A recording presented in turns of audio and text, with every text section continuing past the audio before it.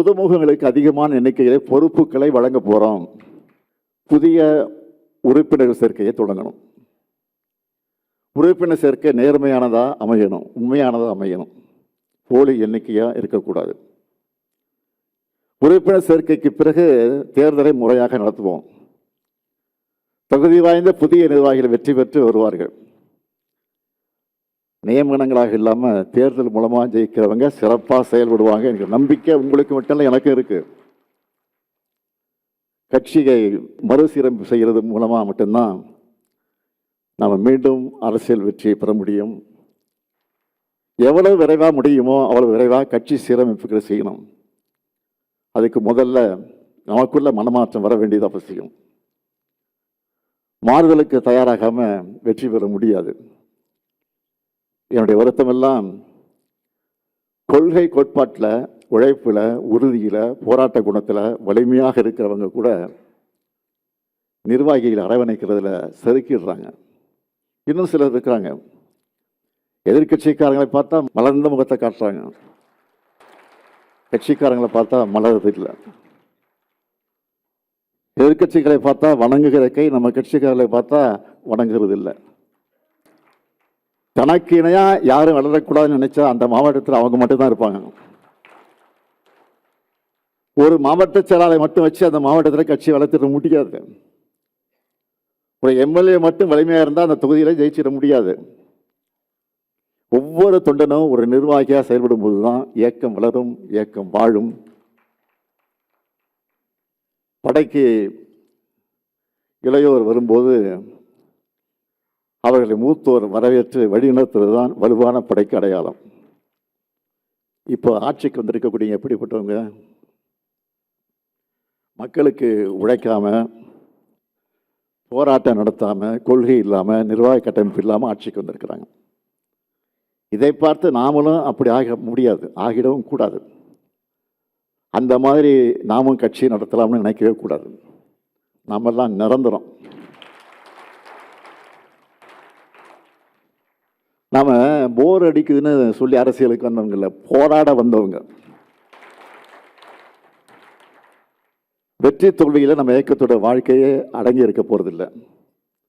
ஒரு தேர்தலை தோற்ற அடுத்த தேர்தல் வரும் வரை தூங்கி வடிகிறது தான் மற்ற கட்சியுடைய வழக்கம்.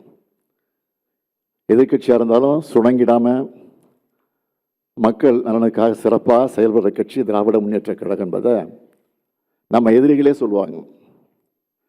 கம் பேக் கொடுக்கறதுல நாம தான் ஸ்பெஷலிஸ்ட், சிறப்பாக கொடுப்போம்.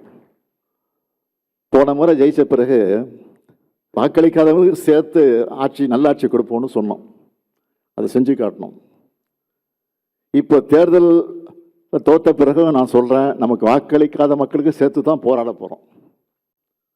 அவங்களுடைய நலனுக்காகத்தான் துணை நிற்க போகிறோம். நம்ம கட்சிக்காரங்க முதல்ல அவங்க வீட்டில் அரசியல் பேசணும். உங்கள் பசங்க கிட்ட, உங்கள் உறவினர்கிட்ட முதல்ல பிரச்சாரம் பண்ணுங்க. வெளியில் பிரச்சாரத்துக்கு போய் வாங்குகிற வாக்குகளுக்கு முன்னாடி முதல்ல வீட்டில் இருக்கக்கூடிய வாக்குகளை, சொந்தக்காரங்க வாக்குகளை, அக்கம் பக்கத்தில் இருக்கக்கூடிய வாக்குகளை முழுசாக வாங்கணும். இப்போ இருக்கிற முதல்வர் நம்ம கொண்டு வந்த எல்லா திட்டங்களுக்கும் பேர் மாற்றத்தில் பிஸியாக இருக்காரு. சட்டப்பேரவையை சினிமா செட்டு நினச்சி பஞ்ச் டைலாக் பேசுகிறாரு. நம்மை பொறுத்த வரைக்கும் வெற்றியோ தோல்வியோ மக்களின் அன்றாட வாழ்க்கையோட பிணைஞ்சிருக்கக்கூடியவங்க நாங்கள். இனமும் மொழியும் நாடும் இருக்கிறவரை கருப்பு சிவப்பு கொடி பறக்கணும் என்கிற நினைப்போடு உழைக்கணும்.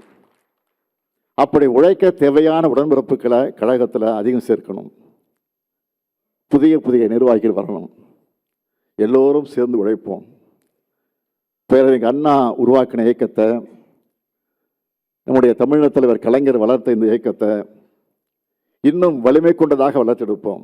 நாம் பார்க்காத வெற்றியும் இல்லை, நம்ம பார்க்காத தோல்வியும் இல்லை. இந்த தேர்தலில் தான் தோல்வி அடைந்திருக்குமே தவிர நிரந்தரமாக இல்லை. கழகத்தோட எதிர்காலத்தை திட்டமிட நமக்கு காலம் கிடைச்சிருக்குன்னு இதை நாம் எடுத்துக்க வேண்டியது தான். கழக வரலாற்றில் இது ரொம்ப முக்கியமான தலைமை செயற்குழுவாக அமையப் போகுது. உங்கள் ஒப்புதலோட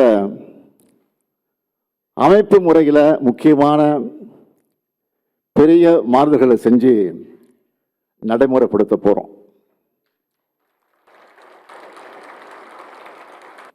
நம்முடைய திராவிட முன்னேற்ற கழகம் தொடங்கப்பட்டு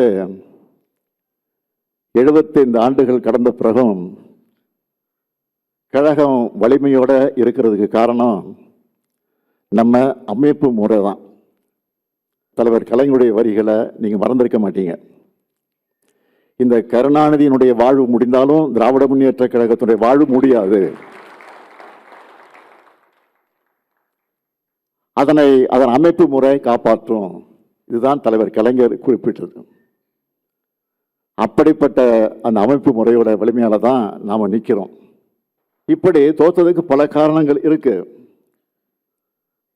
அதில் மற்றொன்று நிர்வாகிகள் செயல்பாடுகள். அதையும் நாம் மறைக்க தேவையில்லை. நம்ம தவறுகளை முதல்ல நாம ஒத்துக்கணும், வெளிப்படையாக ஒத்துக்கணும். ஏன்னா இது ஒரு தனி மனிதனுடைய தவறாக இருந்தாலும் அதில் பாதிக்கப்படுறது 75 ஆண்டு கால திராவிட முன்னேற்ற கழகம்.